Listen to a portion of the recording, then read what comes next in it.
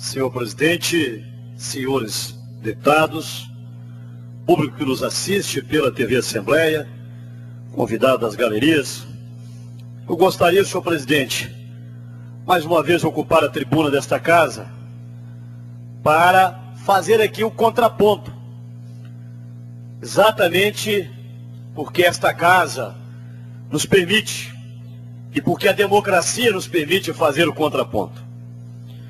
Nós estamos acompanhando este deputado, inclusive o deputado Antônio Carlos Arantes, estamos acompanhando o desfecho, o andamento das ações da visita realizada pela Comissão de Direitos Humanos dessa casa e pela Comissão de Segurança Pública na cidade de São Sebastião do Paraíso. O site da Assembleia publicou que após visita dessas duas comissões, a juíza da Vara Criminal de São Sebastião do Paraíso, Edna Pinto, estaria também envolvida com as denúncias de torturas, segundo o depoimento de presos. O que nos preocupa, senhor presidente, é que parece, e quando eu ouvi o relato do deputado Durval Ângelo, na última reunião conjunta das duas comissões, que a palavra dos presos é a verdade absoluta. Parece que não dá para se permitir sequer o contraditório. E mais uma vez, eu quero proferir a seguinte frase. Para defendermos direitos humanos, podemos violar direitos humanos? Essa pergunta é a pergunta que eu faço ao deputado Durval Ângelo.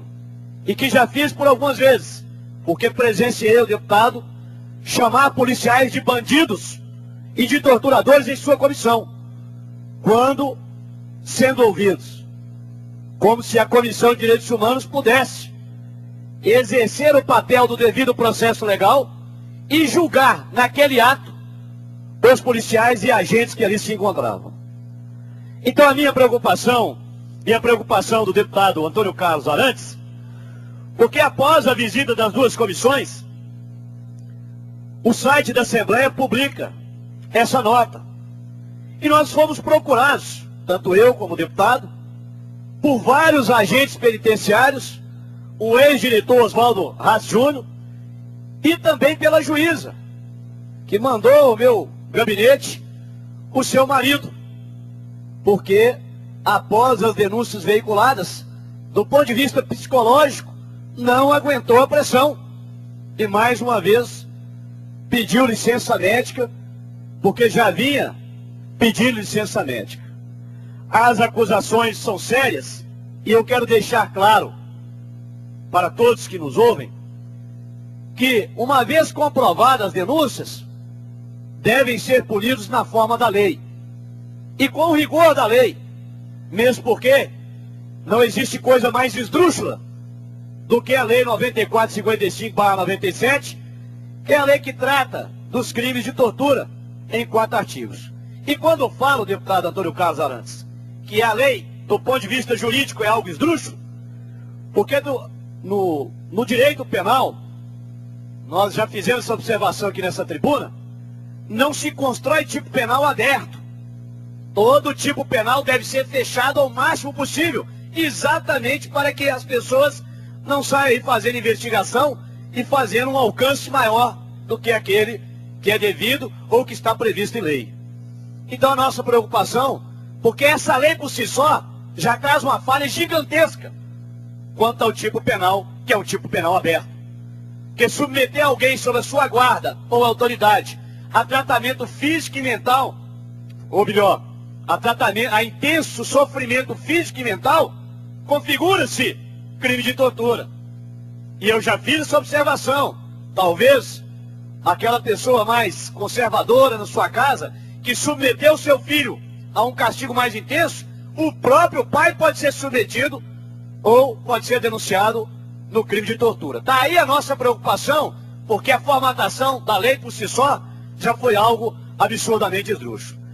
Com relação aos fatos dos episódios de São Sebastião do Paraíso, este deputado e o deputado Antônio Carlos Arantes, ouvimos os próprios agentes que a comissão responsável pelas apurações da Defesa Social que estiveram lá, trancaram os agentes penitenciários dentro da própria penitenciária, inclusive aqueles que estavam saindo de um plantão de 24 horas, não permitirem que eles fossem ao banheiro, que inclusive as agentes femininas fossem ao banheiro, tomar água ou fazer qualquer tipo de alimentação.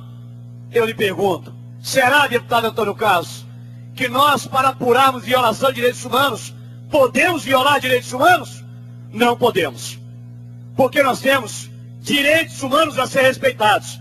E aqui, eu sempre fiz esse chamamento ao ilustre deputado Durval Ângelo. O inciso 10 do artigo 5º da Constituição da República, que trata do rol dos direitos e garantias fundamentais, assim está disposto. Inciso 10. São invioláveis a intimidade, a vida privada, a honra e a imagem das pessoas. E o que foi publicado nos jornais lá em São Sebastião do Paraíso, com fotos gigantescas estampadas, é que a juíza era torturadora, que o diretor, o ex-diretor Oswaldo Rade Júnior, era torturador, que vários agentes eram torturadores. E eu pergunto, como é que fica esse direito humano do agente público? A imagem, a honra dessas pessoas, podemos violar? Aqui mesmo, nesse mesmo artigo, deputado Antônio Carlos Arantes, nós temos aqui que as pessoas devem ser processadas e julgadas na forma da lei, obedecendo o que nós chamamos de direito do devido processo legal, do amplo direito de defesa do contraditório.